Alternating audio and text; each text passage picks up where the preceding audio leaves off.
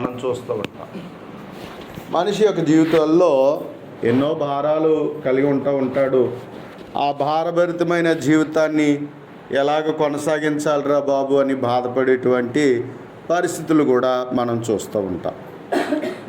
మొదటిగా రెండు విషయాలు మనం గమనించగలం. భారము, బ్రతుకు భారం.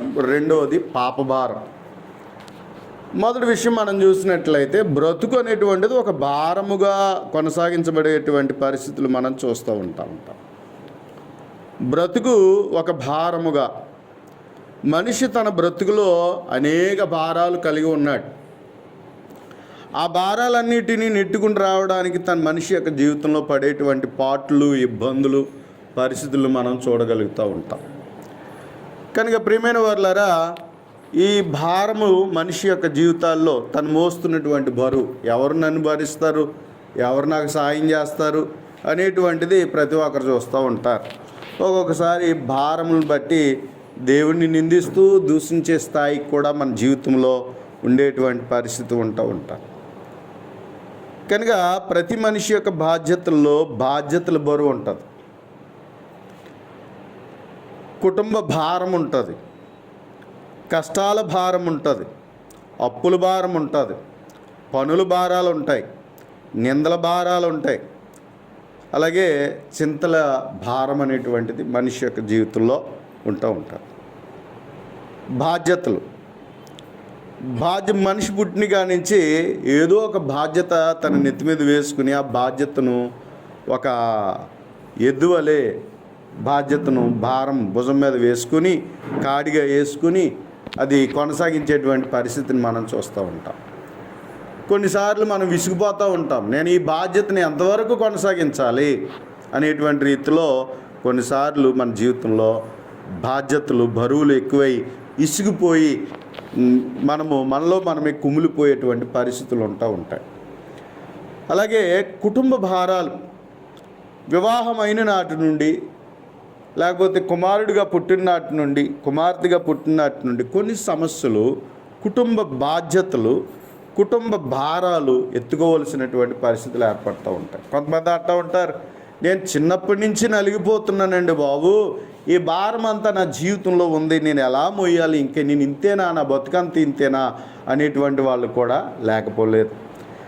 కాబట్టి అలాగే వివాహమైన నాటి నుండి కుటుంబ భారాన్ని ఎత్తుకునే కాడి నుంచి ఎదురయ్యేటువంటి సమస్యలు, కాబట్టి ఆ కుటుంబ భారాలు బిడ్డలను పెంచడంలో, భార్యని పెంచడంలో, లేకపోతే కొన్నిసార్లు భర్త తాగుబోతైతే, బాధ్యతలు పట్టించుకోలేని వాడైతే, అటువంటి సమయంలో కుటుంబ బాధ్యతను ఎత్తుకునేటువంటి స్త్రీ కూడా ఎంతవరకు నాకు ఈ భారం, రోజు రోజుకి సమస్యలు పెరుగుతున్నాయే తప్ప ఈ భారం పెరుగుతుంది తప్ప ఈ సమస్య నుంచి నేను ఎలాగ బయటికి రాగలను, నా భారం ఎవరు భరించగలరు అనేటువంటి పరిస్థితులు మనం చూస్తూ ఉంటాం.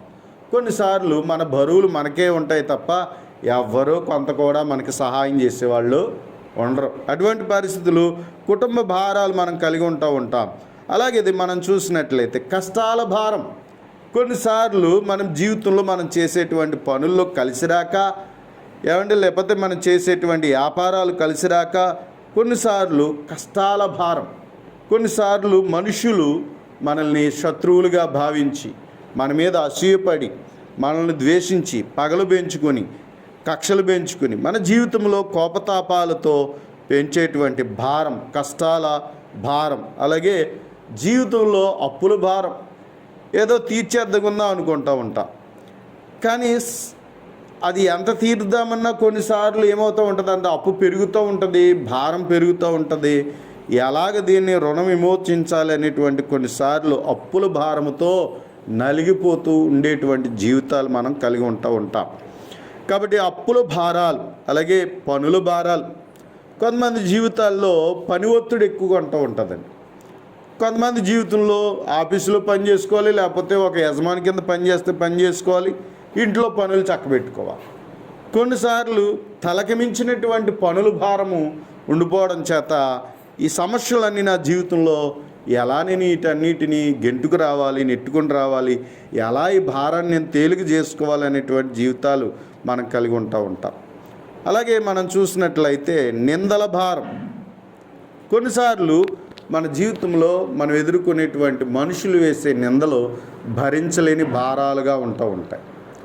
కాబట్టి కొన్నిసార్లు మనము కావాలని కొందరు ఏం చేస్తూ ఉంటారంటే నిందలు పెట్టి భారాలు వేస్తూ ఉంటారు. కాబట్టి అవి గుండె బరువు ఎక్కువైపోయి వాటిని బట్టి మనం ఎంతో బాధపడేటువంటి పరిస్థితులు మన జీవితంలో ఉంటాయి. కాబట్టి నిందలు, ఆ నింద అనేటువంటిది పడిన నాటి నుండి అందరూ మనల్ని అదే రీతిగా చూస్తూ చిన్నబుచ్చుతూ మన జీవితంలో ఎదుర్కొనేటువంటి నిందల భారాలను భరిస్తూ ఉంటాం. అలాగే చింతల భారాలు, ప్రతి మనిషి యొక్క జీవితంలో చింత, తినడానికి, త్రాగడానికి, జీవించడానికి మనకి ఉండేటువంటి చింతల భారాలు, ఎన్నో సమస్యలతో సమస్య మీద సమస్య ఎదురవుతూ ఉన్నప్పుడు మన జీవితంలో ఎంతో చింతలతో బాధలతో మనము ఎదుర్కొనేటువంటి భారాలు మన జీవితంలో కలిగి ఉంటాం. అయితే కొన్నిసార్లు మనం అనుకుంటూ ఉంటాం, ఈ భారాలు భరించేలాగిన దేవుడు నన్ను పుట్టించాడా, దేవుడు నాకు ఏం చేయడా అనేటువంటి రీతిలో కూడా మన జీవితంలో మనం ఏం చేస్తామన్నట్లయితే ఇలా మనము మన భారాలతో నిట్టూర్పులు విడుస్తూ మన జీవితాలను కొనసాగిస్తూ ఉంటాం.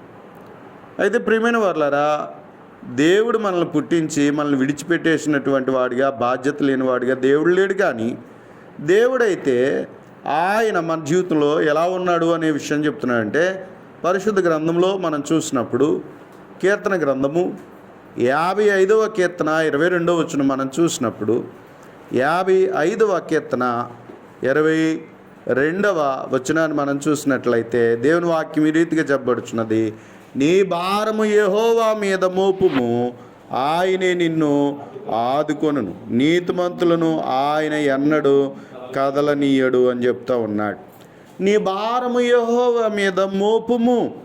కాబట్టి మనకున్నటువంటి భారములు మనం ఏం చేయాలన్నట్లయితే దేవుని మీద మనము మోపవలసినటువంటి వారమై ఉన్నాం. కాబట్టి ఆయన మనల్ని భరించేటువంటి వాడిగా దేవుడు ఉన్నాడు.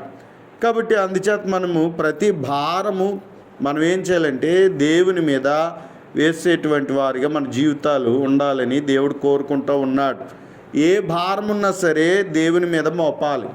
దేవుని మీద మనం మోపి మనం ఏం చేయాలన్నట్లయితే ఆయన కొరకు, ఆయన కృప కొరకు మనం కనిపెట్టేటువంటి వారిగా మనం ఉండాలనేటువంటిది దేవుడు మనల్ని కోరుతున్నాడు. ఎందుకంటే ఆయన మన తండ్రి, ఆయన మనల్ని భరించగలిగినటువంటి వాడిగా ఆయన ఉన్నాడు. అంచేత మనం ఏం చేయాలన్నట్లయితే మనము మన భారము ఆయన మీద మోపేటువంటి వారిగా ఉండాలి అనేటువంటిది దేవుడు మన జీవితంలో కోరుతున్నటువంటి వాడిగా ఉన్నాడు అనే విషయాన్ని మనము గ్రహించవలసిన వారమై ఉన్నాం.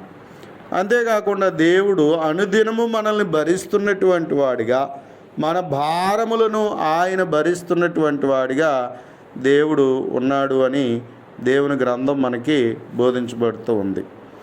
కాబట్టి అందుచేత మనము ఆయన మీద నమ్మకంతో, ఆయన నమ్మదగిన వాడని, ఎంతైనా నమ్మదగిన వాడు అని మనము దేవుని నమ్ముకొని మనము ప్రతి విషయంలో ఆయన మీద మనము ఆధారపడడం అనేటువంటిది మనము నేర్చుకోవలసినటువంటి వారమై ఉన్నాం.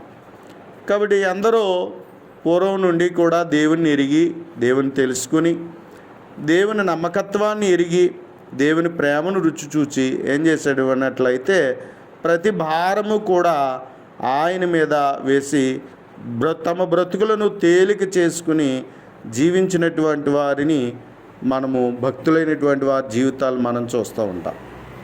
కాబట్టి మనకన్నా కష్టాలు, మనకన్నా ఇబ్బందులు, మనకన్నా పరిస్థితులను భక్తులైనటువంటి వారు ఎందరో తమ జీవితాలలో వాళ్ళు ఎదుర్కొన్నారు.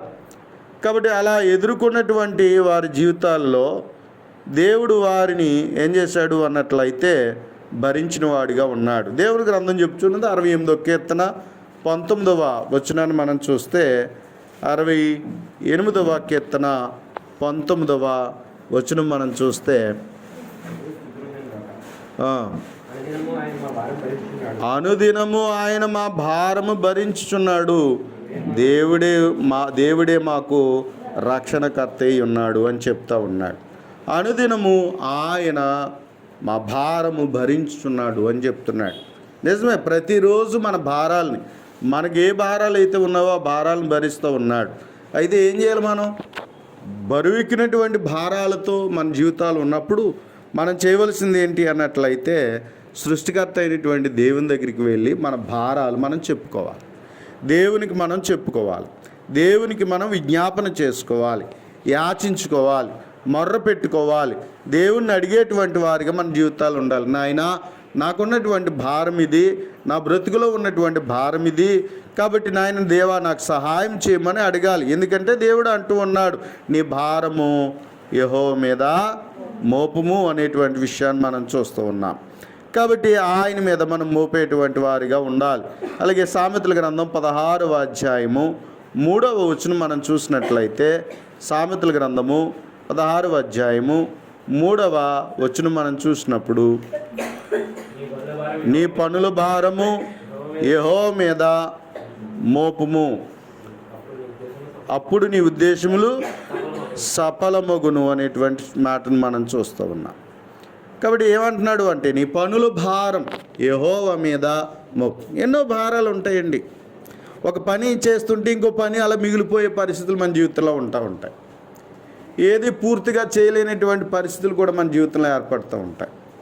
కొన్నిసార్లు ఇంట్లో పనులు అవ్వవు, ఒక్కోసారి బయట పనులు అవ్వవు. అంచేత ఏ పని పూర్తి కాక తలభారం కలిగి మనం ఎంతో స్ట్రెస్ అయిపోతూ ఉంటాం, ఒత్తిడైపోతూ ఉంటాం. అయితే దేవుని మాట మనం చెప్తున్నటువంటి విషయాన్ని మనం చూసినప్పుడు, దేవుడు ఏమంటున్నాడు అన్నట్లయితే, తన గ్రంథమును బట్టి మనం చూసినప్పుడు జ్ఞానంగా చెప్పబడుతున్న సామెత మనం చూసినట్లయితే, నీ పనుల భారము యెహోవా మీద మోపము, అప్పుడు నీ ఉద్దేశములన్నీ ఏమవుతాయి అన్నాడు, సఫలం. కాబట్టి మనం ఏం చేయాలి, ఆయన మీద మోపేటువంటి వారిగా మనం ఉండాలి అనేటువంటిది దేవుడు మనల్ని కోరుకుంటూ ఉన్నాడు. కాబట్టి ఎందుకు అన్నట్లయితే, దేవుని గ్రంథంలో పేతురు రాసిన మొదటి పత్రిక 5వ అధ్యాయం 8వ వచనం మనం చూసినట్లయితే, పేతురు రాసినటువంటి మొదటి పత్రిక 5వ అధ్యాయము 8వ వచనం మనం చూసినట్లయితే, అక్కడ ఏమంటున్నాడు, 5వ అధ్యాయము 8వ వచనం మనం చూసినట్లయితే, నిబ్బరమైన బుద్ధి గలవాడి ఉండి మెలకుగా ఉండి అని చెప్తూ 7వ వచనం అన్నాడు. 7వ వచనం మనం చూస్తే, ఆయన మిమ్మును గూర్చి చింతించుచున్నాడు. ఆయన మిమ్మును గూర్చి ఏం చేస్తున్నాడు అంటున్నాడు, చింతించుచున్నాడు. దేవుడు మనల్ని గురించి చింతిస్తూ ఉన్నాడు. చాలా వరకు అనుకుంటాను, నన్ను పట్టించుకున్న వాళ్ళు ఎవరండి, నా పనులు నాయే తప్ప, నా భారాలు నాయే తప్ప, నన్ను అర్థం చేసుకున్న వాళ్ళు ఎవరున్నారండి, నాకు సాయం చేసేవాళ్ళు ఎవరున్నారండి అని అనుకుంటూ ఉంటాం. కానీ దేవుడైతే ఆయన ఎలా ఉన్నాడు అనే విషయాన్ని దేవుని గ్రంథం చెప్పబడుచున్నది అన్నట్లయితే, ఇదిగో ఆయన మన గురించి ఆయన చింతించుచున్నాడు అని చెప్తున్నాడు. కనుక మీ చింత యావత్తు ఆయన మీద వేయుడి అనేటువంటి విషయాన్ని మనం చూస్తూ ఉన్నాం. కాబట్టి దేవుని మీద మన జీవితంలో మనము ఆయనకు మన చింతలన్నీ ఆయన దగ్గరికి తీసుకువెళ్ళి, నాయన నా బాధ ఇది, నా కష్టం ఇది, అయ్యా నాకున్న పనుల భారం ఇది అని ప్రతి మన భారము ఎవరి మీద మోపాలి, దేవుని మీద మోపాలి. నేను చెప్పుకుంటే ఎవరు ఆరుతారు తీరుస్తారు అంటూ ఉంటారు కదా. దేవునికి చెప్పుకుంటే, దేవుని బ్రతిమలాడుకుంటే, దేవుడు మన జీవితంలో మన భారాలను భరించేటువంటి వాడిగా ఉంటాడు. అంచేతనే దేవునికి మనము మొర్ర పెట్టవలసినటువంటి వారమై ఉన్నాం. కాబట్టి దేవుని గ్రంథంలో చెప్పబడుతున్నటువంటి విషయం ఏమిటంటే, దేవుడు చెప్తున్నాడు, దేని గురించి చింతపడకుడి అని చెప్తా ఉన్నాడు. దేనిని గురించి చింతపడ అంటే బాధపడొద్దు, కృంగిపోవద్దు, నిరాశ చెందొద్దు అనేటువంటి విషయాన్ని మనకి దేవుని గ్రంథం మనకు తెలియజేస్తుంది. మరి ఏంటి అనేట్లయితే, ఇదిగో దేవుడు మనల గురించి చింతించేటువంటి వాడిగా, మనకున్న అక్కర్లేంటో అవసరతలేంటో ఆయన ఎరిగేటువంటి వాడిగా ఉన్నాడు. అయితే నువ్వు చేయవలసింది ఏంటి, మొదట ఆయన రాజ్యాన్ని నీతిని వెతికేటువంటి వారిగా ఉంటే అప్పుడు అవన్నీ అనుగ్రహింపబడును అని చెప్తా ఉన్నాడు. కాబట్టి మొదట మనం ఆయన రాజ్యమును నీతిని వెతకాలి. కానీ మనం అది చెయ్యం. మనం ఏం చేస్తామన్నట్లయితే, మనము ఆయన రాజ్యమును వెతికేవారుగా, ఆయన నీతిని వెతికేవారుగా ఉండం. ఈ లోకంలో అమ్మో ఎలాగైతే నేను ఎలా బ్రతకగలనని చెప్పి మన దారులు మనం వెతుక్కుంటూ మనం జీవిస్తూ ఉంటాం. కానీ దేవుడు చెప్తున్నటువంటి విషయం ఏమిటి అన్నట్లయితే, మన జీవితంలో మనము మొదట ఆయన రాజ్యాన్ని వెతకాలి, ఆయన నీతిని వెతికేవారుగా ఉండాలి. మొదట మనం ఆయన సన్నిధిని వెతికేవారుగా ఉండాలి. నువ్వు ఎంత భారముగా దేవుని సన్నిధికి వస్తూ ఉన్నావో ఆ భారమును ఎరిగిన దేవుడు నీవు ఆయన సన్నిధికి వచ్చి నా భారమును భరించేవాడు దేవుడు ఉన్నాడని నీవు ఆయన మీద నువ్వు మోపుచున్నప్పుడు నీ బ్రతుకును తేలికగా చేయవాడు దేవుడు. నీ ఉద్దేశములను సఫలము చేయగలిగేటువంటి వాడు దేవుడు. అంచేత ప్రియమైన వారులారా, అంచేత మనం దేవుని సన్నిధికి మనకి ఎన్ని భారములున్నా దేవుని సన్నిధికి వచ్చి మన భారం అంతా ఎవరి మీద మోపాలి? దేవుని మీద మోపాలి. దేవుని మీద మోపాలి. కాబట్టి ఆ విధంగా దేవుని మీద మోపేటువంటి వారికి మన జీవితాలు ఉండాలి. కాబట్టి దేవుడు అది మన జీవితంలో కోరుకుంటూ ఉన్నాడు. ప్రతి విషయంలో దేవునితో మనం అడగాలి, దేవుణ్ణి వేడుకోవాలి, దేవుణ్ణి అడిగేటువంటి వారికి మనం ఉండాలి. కాబట్టి అందుచేత అలా మన జీవితంలో ప్రతి దినము మనము మన భారమును దేవుని మీద మోపుచున్నట్లు నువ్వే భారం కలిగి ఉన్నా దేవునికి మొర్రపెట్టు, దేవుణ్ణి అడుగు. నీవు నీ ఇంట్లో ఉన్నప్పుడు నువ్వు నీ తలుపు వేసుకుని నీవు దేవుని యొద్దకు ప్రార్థిస్తూ ఉన్నప్పుడు ఆయన నీ హృదయం యొక్క తలంపులకు కావలుగా ఉండేటువంటి వాడిగా ఆయన ఉన్నాడు. కాబట్టి నీ భారము ఏమై ఉన్నదో ఆయన తెలుసు. ఎందుకంటే ఆయన నీ గురించి చింతిస్తున్నాడు. ఎందుకంటే మనం ఆయన పిల్లలం. కాబట్టి అందుచేత మనం ఆయన పిల్లలుగా మనం జీవిస్తూ ఉన్నప్పుడు ఇదిగో ఆయన మన భారాన్ని భరించేవాడిగా ఆయన ఉన్నాడు. చిన్నతనంలో మన భారాలను భరించేవారు మన తల్లిదండ్రులు. మనకి ఏది వచ్చినా మనల్ని చూసి మనల్ని పట్టించుకునేటువంటి వారు తల్లిదండ్రులు. అలాగే దేవుడు కూడా మన జీవితంలో ప్రతి భారమును ఆయన భరించేటువంటి వాడిగా, మన కొరకు చింతించేటువంటి వాడిగా, ఆయన మన జీవితంలో సహాయము చేసేటువంటి వాడిగా దేవుడు ఉన్నాడు. అందుకనే ఆయన ఎంతైనా నమ్మదగిన వాడని మనం ఎంత భారం ఉన్నా సరే అది దేవుని దగ్గరికి తీసుకుని వచ్చి, భారం నీ మీద పెడుతున్నాను నాయన నాకు సహాయం చేయి, ఈ భారం నీ మీద పెడుతున్నాను నాకు సహాయం చేయి అనేటువంటి రీతిలో మన జీవితంలో ఉండాలి. దావీదు అంటూ ఉన్నాడు. 27వ కీర్తన మనం చూసినట్లయితే దావీదు చెప్తున్నటువంటి మాట మనం చూడగలిగినప్పుడు 13వ వచనంలో ఈ రీతిగా చెప్తూ ఉన్నాడు. 27వ కీర్తన 13వ వచనం మనం చూసినట్లయితే, సజీవుల దేశమున నేను యెహోవా దయను పొందుదునన్న నమ్మకము నాకు లేని ఎడలా నేనేమవుదును అనేటువంటి మాట తెలియచేస్తూ ఉన్నాడు. సజీవుల దేశమున నేను, అంటే మనుషులు బ్రతుకున్నటువంటి లోకంలో, ఈ ప్రపంచంలో నేను యెహోవా దయను పొందుదునన్న నమ్మకం నాకు లేనిపోయినట్లయితే నేనేమవుదును? నిజమే, మనకు ఉండేటువంటి భారాలు మనకు కృంగదీస్తాయి, వేధిస్తాయి, బాధిస్తాయి. మన జీవితంలో మనకు పరిస్థితులు ఏం చేస్తాయి అన్నట్లయితే ఎటు తోచని స్థితిలో మన జీవితాలు నడిపిస్తూ ఉంటాం. కొందరు జీవితాల్లో తమ చింతలతో చీకిపోయి ఏం చేస్తూ ఉంటారంటే బాగా చింతించి అనారోగ్యాలు తెచ్చుకుంటూ ఉంటారు. మానసిక ఒత్తిడిని పెంచుకొని ఏం చేస్తూ ఉంటారండి, 90% మానసిక ఒత్తిడి వల్లనే రోగాలు వస్తున్నాయట. 90% మానసిక ఒత్తిడి వల్లే. చాలామంది అదే రీతిగా ఆలోచిస్తూ ఏం చేస్తారంటే ఒత్తిడులు పెంచుకొని చీకుపడిపోతూ చింతపడిపోతూ, చూడండి మానసిక రోగానికి మందు లేదు అని డాక్టర్లు చెప్తూ ఉంటారు. కాబట్టి అందుచేత కొన్ని విషయం మనము ఒక తీవ్రముగా ఆలోచన చెందుట ద్వారా, బెంగ పెట్టుకున్నట ద్వారా చివరికి మనకు అనారోగ్యానికి కారణమవుతుంది. కాబట్టి దానికి మందు లేదు. అయితే దేవుడు చెప్తూ ఉన్నాడు, దేనిని గురించి నీవు చింతించొద్దు, నీ చింత యావత్తు నా మీదవి అని దేవుడు చెప్తూ ఉన్నాడు. అంచేత మనం విశ్వాసముతో మనం ఏం చేయాలన్నట్లయితే మనం ప్రతి భారమును దేవుని మీద మోపేవారిగా ఉండాలని దేవుడు మనల్ని కోరుకుంటూ ఉన్నాడు. రెండవదిగా మనం చూసినట్లయితే పాప భారం. ఒక మనిషి యొక్క జీవితంలో బ్రతుకు భారం అయితే, రెండవది ఆ బ్రతుకులో పాప భారం. పాపం అనేటువంటిది చాలా భారమైనటువంటిది. నదిలోకి వెళ్ళి స్నానం చేస్తే మనకేం తెలియదు.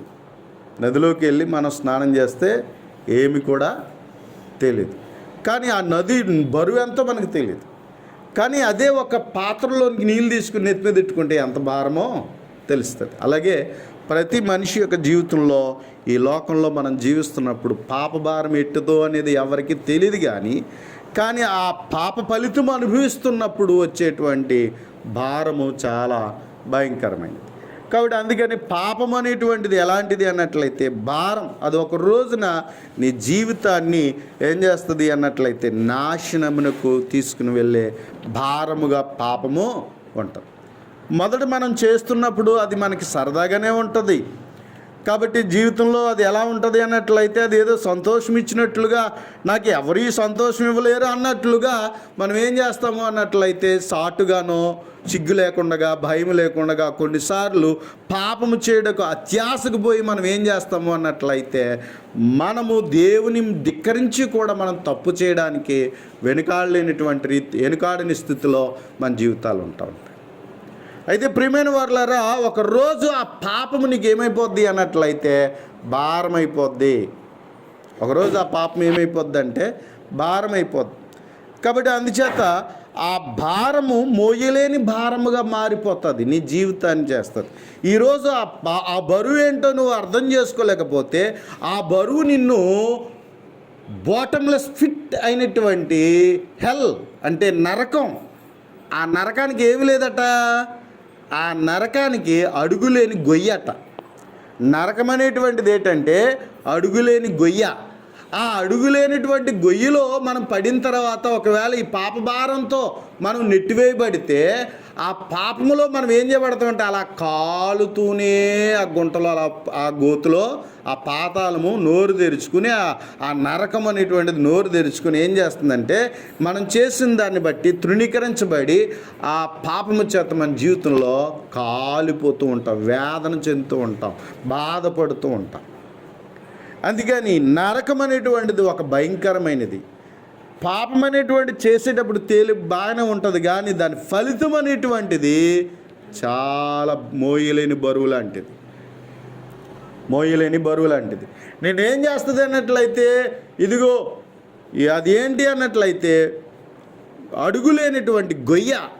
ఆ నరకంలో నువ్వు కాలిపోతూ ఒక రోజు వేదన పడుతూ ఉండవలసినటువంటి పరిస్థితి వస్తుంది. అంచేతనే ఆ పరిస్థితి నీ జీవితంలో ఉండకూడదని దేవుడు నీకు ఏం చేస్తున్నాడు అన్నట్లయితే ఇదిగో పాపంలో ఉన్న ప్రతి మానవుడిని ప్రేమించి అయ్యో అలాంటి దుస్థితిలో ఉన్నాడు అని, నాశనకరమైన స్థితిలో ఉన్నాడని దేవుడు ప్రేమించి ఆ పాపం నుండి మనం విమోచించుటకు తన దయా సంకల్పాన్ని క్రీస్తునందు మన కొరకు ఆయన ఏర్పాటు చేశాడు. కాబట్టి ప్రియమైన వారులారా, భక్తిహీనులైనటువంటి వారు ఏమనుకుంటూ ఉంటారంటే దేవుని సంగతులను వారు వింటూ ఉన్నప్పుడు చాలా తేలిగ్గా తీసుకుంటూ ఉంటారా, ఏంటిది ఇలా చెప్తూ ఉంటారు అనుకుంటూ ఉంటారు. ఈ లోకంలో బ్రతికేటప్పుడు ఇవన్నీ సహజమే కదా, ఎందుకు ఇలా ఇది చేయొద్దు అది చేయొద్దు అని చెప్తూ ఉంటారు అని చెప్పేసి ఏం చేస్తూ ఉంటారు అన్నట్లయితే లోకంలో ఉన్నవారు దేవుని సంగతులను అర్థం చేసుకోరు. కానీ 36వ కీర్తన మనం చూడగలిగినప్పుడు భక్తిహీనుల హృదయముల అతిక్రమములు దేవోక్తి వలె పలుకుచున్నది, వాని దృష్టి ఎదుట దేవుని భయము బొత్తిగా లేదు అని చెప్తా ఉన్నాడు. కాబట్టి వాక్యమును లెక్క చేయరు. కాబట్టి వారి జీవితంలో ఏముండదు అన్నట్లయితే దేవుని భయము అస్సలే ఉండదు అని చెప్తా ఉన్నాడు. అయితే వాని దోషము బయలుపడి అసహ్యముగా కనబడే వరకు అది వాని దృష్టి ఎదుట వాని ముఖస్థుతి చేయుచున్నది అని చెప్తా ఉన్నాడు. ఒకరోజు అంటే ముందు ఎన్ని చెప్పినా అతను ఏమనుకున్నాడంటే నేను కాబట్టి చేస్తున్నాను అని అనుకుంటా ఉంటాడు, నా తెలివితో నేను ఎలా తప్పించుకుంటున్నాను అనుకుంటా ఉంటాడు, కాబట్టి నేను భలే బురిడి కొట్టేస్తున్నానులే అనుకుంటా ఉంటాడు, ఇలా అనుకుంటూ ఉంటాడు. కానీ ఒకరోజు తను చేసిన పాపము ఏం చేస్తుంది, తనని పట్టుకుంటుంది. ఓ రోజు ఒక నదిలో దొంగలు పట్టుకోవడానికి వెళ్ళాడట. అప్పుడప్పుడు మన గోదావరి వచ్చినప్పుడు మన వాళ్ళు కూడా ఏం చేస్తారు కొట్టుకొస్తున్నటువంటి కర్రలు గట్ట ఏం చేస్తారంటే పట్టుకోవడానికి ఏం చేస్తారు, గోదావరిలో దూకుతూ ఉంటారు, పట్టుకోవడానికి వెళ్తూ ఉంటారు. అయితే ఒకరోజు ఒక వ్యక్తి వెళ్ళాడు, వస్తుంది, ప్రవహిస్తుంది. ఆ ప్రవాహంలో ఏంటంటే నల్లగా కనబడుతుంది, ఇదేదో మంచి మొద్దులాగా ఉంది, బాగుంది అని చెప్పేసి ఏం చేశాడు అన్నట్లయితే ఇతను ఏం చేశాడంటే గోదావరిలో ఈదుకుంటా వెళ్ళిపోయాడు, దాన్ని పట్టుకున్నాడు. ఎంతకీ పట్టుకుంటే అది వదలలేదు, అది కూడా పట్టేసుకుంది. ఇతనికి దొంగ అనుకున్నాడు, అది కూడా నల్లగా ఉంది, పట్టేసుకుంది. ఎంతకీ ఎంత ప్రయత్నం చేస్తాను, ఎంతకీ చూస్తే ఎలుగుబంటి, ఎంతకు చూస్తే అది ఏంటి అన్నట్లయితే ఎలుగుబంటి. అది వదిలించుకోవడానికి ప్రయత్నం చేస్తే ఎంత వదిలించుకున్నా వదలట్లేదు, అలా పట్టేసుకుందంట. ప్రియమైన వారులారా, పాపం కూడా అలాంటిదే. మన జీవితంలో అది ఎలా ఉంటుంది అన్నట్లయితే దొంగ ఊబి అన్నాడు, జిగటగల దొంగ ఊబి అనేటువంటి చెప్పుకొచ్చి వచ్చాడు. కాబట్టి పాపం అనేటువంటిది కూడా మన జీవితంలో మొదట అది ఎలా ఉంటుందంటే సరదాగా అనిపిస్తూ ఉంటుంది, కానీ దిగిన తర్వాత తెలుస్తుంది, ఇంకా అది బయటికి రాలే. కాబట్టి అది ఒక చెర, అదొక బంధకం. కాబట్టి పాపము అనేటువంటిది ఒకసారి అందులో పడిపోయిన తర్వాత మరలా అందులో నుంచి బయటికి రావడం అనేటువంటిది అది ఎవరి వలన కాదు, అది ఎవరి వలన కాదు. కాబట్టి అందుచేత మన జీవితంలో మనం ఏమనుకుంటామంటే చేస్తే తప్పేముంది, అందరు చేస్తున్నారుగా అని అనిపిస్తూ ఉంటుంది మన జీవితంలో. కానీ చివరికి దాంట్లోకి ప్రవేశించిన తర్వాత అది మన జీవితాన్ని ఎంత దారుణంగా హింసిస్తుందో బాధిస్తుందో తెలియదు. కొన్నిసార్లు ఏమండి ఎదుటి వాళ్ళకి లోకు అయిపోతాం, అవునా? ఎదుటి వాళ్ళకి లోకు అయిపోతాం. ఎందుకు అయిపోతాం? మనలో ఉన్న అలవాట్లు, అవునా? కట్టుకున్న భర్త ఇంట్లో గంభీరంగా ఉండవలసిన వాడు చేసిన తప్పులు భార్య ఎదుట తలదించుకోవాల్సిన పరిస్థితులు వస్తూ ఉంటాయి, అవునా? ఒక్కొక్కసారి ఆఫీసర్గా అధికారంగా ఉండవలసిన వాడు తన బలహీనతలను బట్టి తన పని వాళ్ళ ఎదుట కూడా, తన కింద ఉన్న వాళ్ళ ఎదుట కూడా ఎలా ఉండాలి? తలదించుకోవాల్సిన పరిస్థితులు వస్తూ ఉంటాయి. అంటే చేసిన తప్పులు, చేసిన తప్పు అనేటువంటిది దొరకాలే కానీ ఏమవుతుంది? తలెత్తుకునే పరిస్థితి మన జీవితంలో ఉండదు. ఒకవేళ మొండిగా ఆహరించిన దాని ఫలితాన్ని ఖచ్చితంగా ఒకరోజు మనము అనుభవిస్తూ ఉంటాం. కాబట్టి అందుకని పాపము భారమైనదండి, పాపము భారమైనటువంటిది. అంచేత ఈ భారం నుంచి ఎవరు తప్పించుకోలేరు. కాబట్టి అది మనల్ని పట్టుకుంటుంది. అది మన జీవితంలో, మన జీవితాలు అది వచ్చిన తర్వాత, మన జీవితంలోకి ఎంటర్ అయిన తర్వాత అది నాశనం అయిపోయేంత వరకు అది మనల్ని విడిచిపెట్టదు. నాశనం అయిపోయేంత వరకు మనల్ని విడిచిపెట్టదు పాపం. అది ఏ చిన్న చెడ్డ అలవాటు అయినా సరే మన జీవితంలో అది వచ్చిన తర్వాత అది మన జీవితాన్ని సర్వనాశనం చేస్తుంది. మన పరువు పోతుంది, ఏమండి, మన గౌరవాలు పోతాయి, ఏమండి, మనకు ఉన్నటువంటి నష్టం కూడా చేసేసుకుంటూ ఉంటాం. చివరికి అన్ని విధాలుగా ప్రతి విషయంలో మన జీవితాలు నాశనము చేసుకుంటూ ఉంటాం. కాబట్టి అంచేత ప్రియమైన వారులారా, మన జీవితంలో పాప భారము చాలా భయంకరమైనది. కాబట్టి ఇది మన ఎవరు పాపం చేయలేని వారు లేరు. అమాయకత్వంతోనో సరదాతోనో చాలామంది జీవితాలు ఏం చేస్తున్నారు? గర్వంతోనో ఏం చేస్తున్నారు? తప్పులు చేస్తున్నారు. తప్పు చేయని వాళ్ళు ఎవరూ లేరండి. కానీ తప్పును చేసి దిద్దుకోవాల్సిన అవసరం ఉంది. దిద్దుకోకపోతే జీవితంలో చాలా నష్టపోయే అవకాశం ఉంది.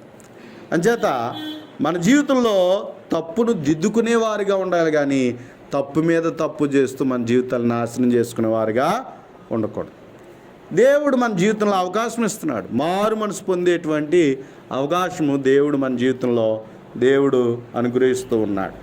కనుక ప్రియమైన వారులారా, దేవుని యొక్క గ్రంథంలో మనం చూసినట్లయితే ఏం చెప్తున్నాడు అన్నట్లయితే, పాప భారము అనేటువంటిది మన జీవితంలో నాశనకరమైన స్థితిలో ఉంటే ప్రభు అయిన యేసుక్రీస్తుని లోకానికి ఆయన పంపించాడు. మన పాప భారం భరించడానికి ఎవరు వచ్చారు? ఏమంటే మన తప్పును ఎవరైనా లోకంలో భరిస్తారా? మన కుటుంబంలో ఎవరైనా మన తప్పులు భరిస్తారా? ఏమండి, ఎవరు భరించరు.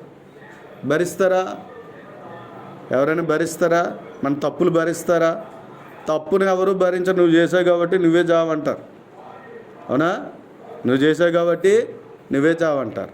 ఎందుకన్నట్లయితే పోన్లే అని ఎవరైనా ఒకవేళ నేనున్నానని అడ్డుపడ్డావు అనుకోండి, ఎవరైనా తప్పు చేస్తే ఆయన కొట్టబోయి నిన్ను కొడతారు, ఆయన తిట్టబోయి నిన్ను తిడతారు, అంతేనా? కాబట్టి అందుకని కొన్నిసార్లు తప్పు చేసి అడ్డబడిన చివరికి మనం ఈ జీవితంలో ఏంటంటే చెయ్యని తప్పుకు మనమే భరించి మనం నిందలు పడి అవమానపరచబడాల్సిన పరిస్థితులు మన జీవితంలో ఎదురవుతూ ఉంటాయి. మన పిల్లలు తప్పు చేశారనుకోండి, తప్పు చేసినప్పుడు బాబు నా ముఖం చూడండి అంటే ఊరుకుంటారా వాళ్ళు? ఇదేనా నీ పెంపకం, ఇదేనా ఇలాగే చేస్తావా అని చెప్పి చివరికి ఎవరిని తిడతారు? పిల్లల్ని తిట్టపోయి మనల్ని తిడతారు, అవునా? ఒకవేళ అన్నగా వెళ్ళాడు అనుకోండి, లేదా తమ్ముడిగా వెళ్ళాడు అనుకోండి, అప్పుడు వీడికి ఉంటుంది సమస్య, అవునా? ఒకవేళ స్నేహితుడు అనుకోండి, స్నేహితులు దెబ్బలు తినవలసిన పరిస్థితులు వస్తూ ఉంటాయి. కాబట్టి అలాగిన అంచేతని ఎవరు కూడా చాలా వరకు కొంతవరకు భరిస్తారు, కానీ అన్ని తప్పులు తమ జీవితంలో భరించలేరు. కానీ ప్రభు అయిన యేసుక్రీస్తు మన కొరకు ఆయన మధ్యవర్తిగా వచ్చాడు. మన పాప భారమును భరించుటకు ఆయన లోకమునకు వచ్చాడు. పాత నిబంధనలో ఒక బలిపశువు అర్పించేటప్పుడు ఒక వ్యక్తి ఏం చేయాలన్నట్లయితే తన పాప పరిహారం కోసం మచ్చలేనిది, డాగు లేనిది, కళంకం లేనటువంటిది, కుంటిది కానిది, గుడ్డిది కానిటువంటి శ్రేష్టమైనటువంటి క్రొవ్వినటువంటి దానిని మందలో నుంచి ఒక గొర్రెను తీసుకురావాలి, లేకపోతే బలిపశువుని తీసుకురావాలి. వాటిని తీసుకుని వచ్చి అతను ఏం చేయాలట, అతని చేతులు దాని మీద మోపాలి. అది మోపినప్పుడు అది ఏం చేస్తుంది అన్నట్లయితే తన పాపభారం అంతా అది భరిస్తుంది. ఆ భరించుటను బట్టి ఇప్పుడు ఏం చేస్తాడంటే యాజకుడు దాన్ని అతని పక్షంగా దాన్ని వధించాలి.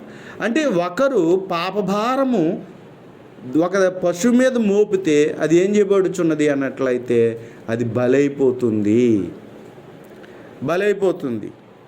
కాబట్టి ఇలా మనం చూసినట్లయితే పోనీ ఆ బలిపశువు పూర్తిగా పాప విమోచన కలుగుతుందా? కలగదు. ఎందుకు అన్నట్లయితే అది తాత్కాలికంగానే శుద్ధి చేస్తుంది, కానీ పూర్తిగా పాప విమోచన జరిగించడం లేదు, పాప ప్రాయశ్చిత్తం జరిగించట్లేదు. అందుకే యేసుక్రీస్తు ప్రభు ఈ లోకానికి ఎలా వచ్చాడు, లోక పాపములను మోసుకొని పోయే దేవుని గొర్రె పిల్లగా ఆయన వచ్చాడు. అదే విషయం మనకి యోహాను సువార్త 1:29 మనకి చెప్పబడుచున్నది. కాబట్టి యేసుక్రీస్తు గురించి చెప్పబడుచున్న విషయం ఏమిటంటే లోక పాపములను మోసుకొని పోవు దేవుని యొక్క గొర్రె పిల్ల. ఇదిగో ప్రతి పాప భారము భరించుట కొరకు యేసుక్రీస్తు ప్రభు మన కొరకు ఈ లోకానికి ఆయన మానవుడిగా వచ్చాడు, సోదరుడిగా వచ్చాడు. అందుకే మనుషుడయ్యాడు. ఏమండి, ఆయన మనుష్యుడయ్యాడు, మనుష్య కుమారుడయ్యాడు. కాబట్టి ఆయన దేవుడే, కానీ ఆయన ఏమయ్యాడు అన్నట్లయితే మనుష్య కుమారుడయ్యాడు. మన పాప భారమును భరించుటకు తోటి మానవుడయ్యాడు.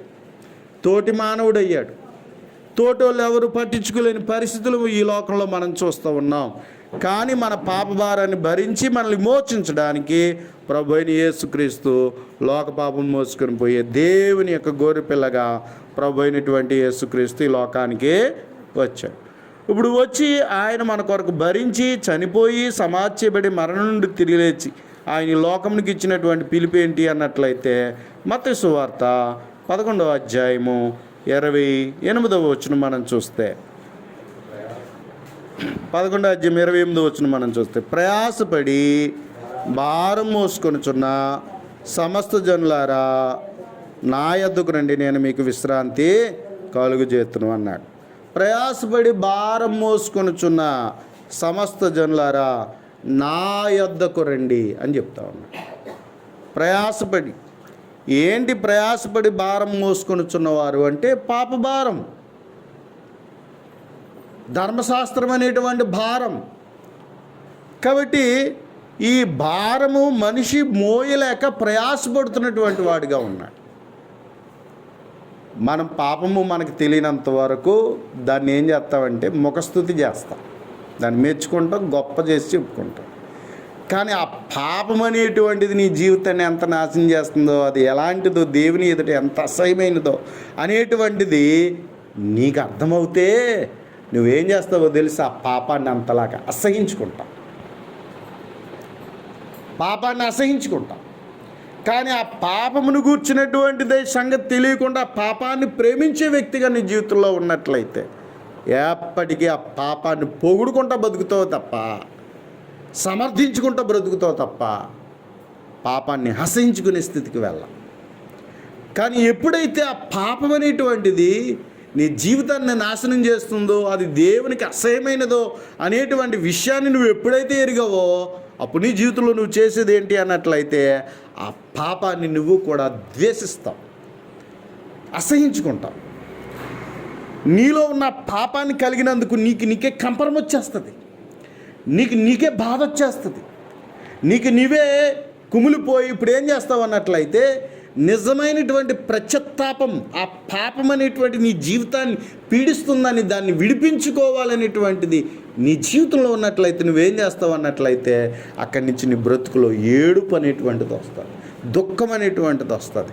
ఎందుకో తెలుసా, నా జీవితంలో నేను ఎందుకు ఇలాగ నేను ఎవరి మాట వినకుండగా ఇదిగో నేను ఒక ఘోరమైన తప్పిదములో చిక్కుకొని పోయాను, నా జీవితాన్ని నాశనం చేసుకున్నాను అని ఎరిగి, అయ్యో దేవా, నీవు నన్ను ఎంతో చక్కగా అమ్మ కడుపులో నుంచి చక్కగా నన్ను రూపించి లోకాన్ని పంపిస్తే ఈ పాపిష్టి లోకంలోకి వచ్చి ఈ పాపాన్ని ప్రేమించి నా జీవితాన్ని నాశనం చేసుకున్నానయ్యా అని ఏమొస్తుంది అన్నట్లయితే పశ్చాత్తాపం అనేటువంటిది వస్తుంది. కాబట్టి పశ్చాత్తాపంతో ప్రతి పాపాన్ని దేవుని ఎదుట ఏం చేస్తాం? ఒప్పుకుంటాం. ప్రతి పాపమును దేవుని ఎదుట ఒప్పుకొనొచ్చు ఏం చేస్తాము అన్నట్లయితే దేవునిని బ్రతిమలాడుకొంటాం, దేవా నా పాపమును కడిగివేయి. దావీదు ఉన్నాడు, దావీదు ఏం చేశాడు అన్నట్లయితే తప్పు చేశాడు.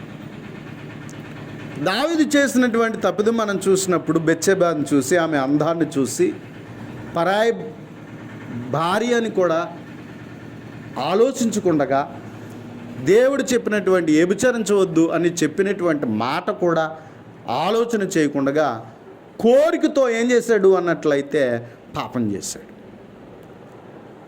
చివరికి ఎలాంటి పాపం చేశాడంటే ఆమె గర్భవతిని చేసే రీతిలో ఏం చేశాడంటే తప్పిదం చేశాడు. అంటే ఎన్ని మార్లు ఆమెను భయపెట్టాడో, లేకపోతే ప్రలోభ పెట్టాడో, ఆశ పెట్టాడో, ఎలాగో ఆమెను లొంగ తీసుకున్నాడో మనకు తెలియదు. కానీ ఏం చేశాడు అన్నట్లయితే దావీదు పాపము చేశాడు. మరి పాపం దాగుంటుందా? పాపం చేస్తే ఏమొచ్చింది? కడుపు వచ్చింది, గర్భవతి అయింది. ఈ తప్పును కప్పుకోవాలని ప్రయత్నం చేస్తున్నాడు దావీదు. అందుకని భర్తను తీసుకుని వచ్చి, యుద్ధంలో ఉన్నటువంటి భర్తను తీసుకుని వచ్చి అతని మీద తప్పు మోపాలి, అంటే నాదిగా భర్తదే అన్నట్లుగా చేయడానికి తను ప్రయత్నం చేస్తే, భర్త నీతి గలవాడైనందువల్ల, యుద్ధ నీతి కలిగిన వాడు కనుక తను యుద్ధం చేయడానికి వెళ్తానన్నప్పుడు, భార్య దగ్గరికి వెళ్తానని తను ఒప్పుకోలేనప్పుడు అతడు ఏం చేశాడంటే, ఎలాగైతే లాభం లేదు, నేను బట్ట బయలైపోతానని భర్తను చంపించేశాడు, హత్య చేయించాడు, భర్తను చంపించేశాడు. ఇప్పుడు ఏం చేశాడంటే దర్జాగా ఈమె మీద ఏదో జాలి పడినట్లుగా బహుభార్యత్వం కలిగిన విధానం పాత నిబంధనలో ఉంది కాబట్టి ఆమెను తీసుకొచ్చి చక్కగా పెళ్లి చేసుకున్నాడు. అమ్మయ్య ఏమీ లేకుండా బాగా చక్కబెట్టేశాను అనుకున్నాడు. ఇంతలోకి ప్రవక్త వచ్చాడు. దేవుని ద్వారా అతడు పంపించబడి అతని పాపాన్ని బట్టబయలు చేసేటప్పటికి ఉపమానంగా చెప్పాడు, నీ రాజ్యంలో ఎలా జరిగిందయ్యా, ఎలా చేశాడు ఒకడు అని చెప్తే, అయితే ఆడు ఎవడో చచ్చిపోవాలి అని చంపేస్తానన్నాడు, వాడు మరణానికి పాత్రుడు అన్నాడు. ఆహా అలాగా, అది చేసింది ఎవరో కాదు నువ్వే అనేటువంటి మాట ఎప్పుడైతే ప్రవక్త దావీదుని అన్నాడో, వెంటనే తను ఏం చేశాడు అన్నట్లయితే అంత ఆవేశంగా లేచిన వాడు ఒక్కసారే కూర్చునిపోయాడు. కాబట్టి మన జీవితంలో మనం చేసే తప్పులు మనుషులు ఎదుట కప్పుబుచ్చుతాం, కానీ దేవుని ఎదుట అది స్పష్టంగా కనిపిస్తుంది. కాబట్టి దేవుడు హెచ్చరించినప్పుడు, గద్దించినప్పుడు దానిని సరిచేసుకుంటే దేవుని పిల్లలమవుతాం. సరిచేసుకోకపోతే మనం సాతాను సంబంధులం అవుతాం. పాపము చేయవారు అందరూ ఎవరి సంబంధులు?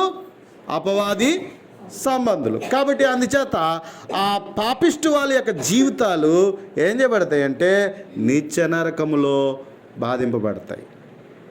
దేవునికి దూరస్తులు అవుతారు, శాపగ్రస్తులు అవుతారు, దేవుని ఉగ్రతకు పాత్రలు అవుతారు. పాపం వల్ల వచ్చే జీతం మరణం కనుక మరణం అనిపించే పరిస్థితి. వెంటనే ఏం చేశాడు అన్నట్లయితే పాపమును కప్పుకొనక ఒప్పుకున్నటువంటి వాడిగా ఎవరున్నారు?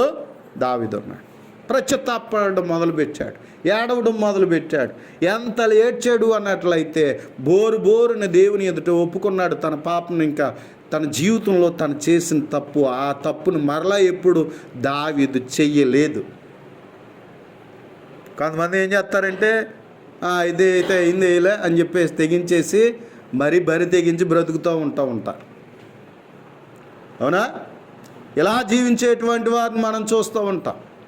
కానీ ప్రియమైన వారులారా, దావీదైతే వెంటనే ఆ తప్పిదమునకు బోరున, ఎందుకే అతడు భక్తుడు అంటే ఏంటి?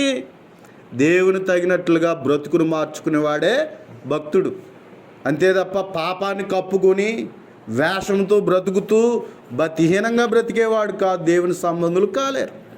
అంచేత ప్రియమైనటువంటి దేవుని వారలారా, మనం చూసినట్లయితే తను ఏం చేస్తున్నాడు అన్నట్లయితే ప్రత్యత్తపడి బోరుని విలపించి తన పాపమును దేవుని చేత కడిగివేయబడిన వాడికి మనం చూస్తూ ఉన్నాం.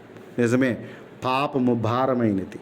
అది మన జీవితాలను ఏం చేస్తుంది అన్నట్లయితే నాశనము చేస్తూ ఉంటాం. కాబట్టి చాలామంది చలామణి చేయాలనుకుంటూ ఉంటారండి. అవునా? పాపాన్ని కూడా ఏం చేయాలనుకుంటారు? చలామణి చేయాలనుకుంటూ ఉంటారు. చలామణి చేయాలనుకుంటే మాట్లాడాలి లోకంలో. చలామణి చేయాలనుకున్నా అందుండే వేదన బాధ మామూలుగా ఉండదు. ఒక్కొక్కసారి ధైర్యంగా చెప్పేస్తూ ఉంటాడు, ఒక్కోసారి ఏమో షార్ట్గా వెళ్ళిపోయి వ్యవహరించడానికి మనిషి ప్రయత్నం చేస్తూ ఉంటాడు. కష్టమే కదా. అవునా? తాగుడనే జీవితాన్ని మొదలు పెడితే ఏం చేస్తుంది? అది ఏం చేస్తుంది? 1000 రూపాయలు సంపాదిస్తున్నారు. 1000 రూపాయలు ఎక్కడికి వెళ్ళిపోతాయి?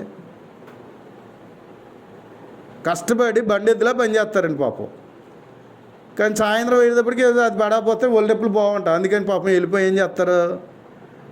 అరే పోయి 100 రూపాయలతో అయిపోద్దా? ఎంత అవుతుంది?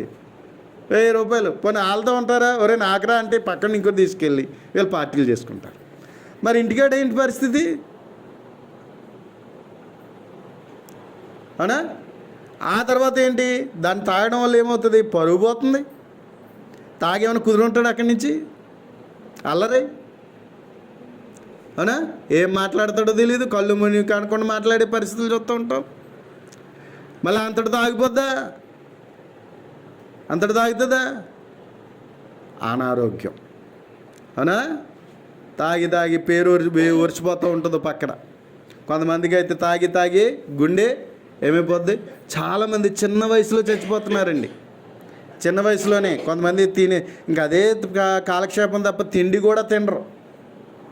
అవునా? కొంతమంది ఇలాంటి మత్తు పదార్థాలు ఇలాంటివి ఎన్నో మనం చేస్తున్నాం. కోపం తీవ్రతరం తెచ్చేసుకుని ఎదుటి వాళ్ళని హింసించే స్థాయికి వెళ్ళిపోద్ది. లేకపోతే తనకు తాను కొట్టేసుకుంటూ ఉంటాడు. అలాంటి కోపం చూస్తాం. కాబట్టి పాపం అనేటువంటిది మనిషి జీవితాన్ని నాశనము చేసేటువంటిది. అంచేత ప్రభు చెప్తూ ఉన్నాడు, ప్రయాసపడి భారం మోసుకొనిచున్న సమస్త జనులారా నా యొద్దకు రండి, ఏమిస్తానంటున్నాడు? నేను మీకు విశ్రాంతి. అంటే మన భరించలేని పాప భారాన్ని ఏం చేస్తున్నాడు ఆయన? మన మీద నుంచి తొలగించి మనకేమనుగ్రహిస్తున్నాడంటే విశ్రాంతిని అనుగ్రహిస్తున్నాడు. ఏమండి? పాపం ఒప్పుకున్నప్పుడే తేలికవుతుంది. పాపం ఒప్పుకున్నప్పుడే తేలికవుతుంది. ఒప్పుకోకుండా కప్పుకున్నాం అనుకోండి, అది ఇంకా బాధ.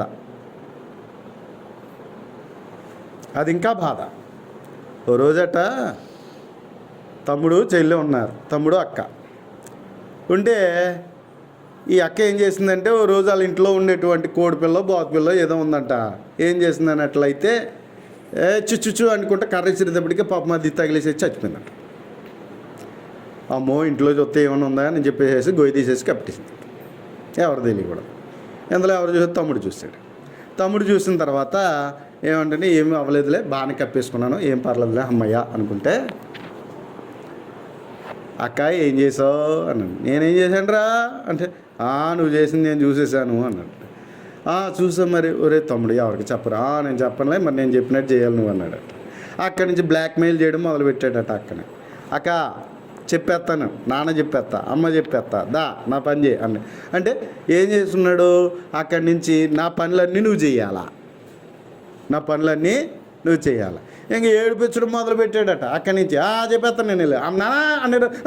తమ్ముడు వద్దురా అంటే ఇంక ఇలాగ ప్రతిదీ చేస్తూ తను ఏం చేస్తున్నాడంటే బ్లాక్మెయిల్ చేయడం. చివరికి ఇసిగిపోయింది. అయ్యి బాబోయ్ ఇలా అయితే లాభం లేదు, నేను వెళ్ళేది అయినా సరే నా చేసిన తప్పుని నాన్నతో ఒప్పేసుకుంటా, నాన్న కొట్టినా 2 కొట్టినా తిట్టినా పర్లేదు సర్లే అని చెప్పేసి ఏం చేయడం జరిగింది అన్నట్లయితే వెళ్ళిపోయి, నాన్న నేను ఒకరోజు బాతుని నేను ఏదో మామూలుగా కొట్టబోతే అది చచ్చిపోయింది, నేను ఎలా చేశాను నాన్న, నన్ను క్షమించు అని చెప్పేసి ఏం చేయడంటే ఒప్పుకోవడం అనేటువంటిది జరిగింది.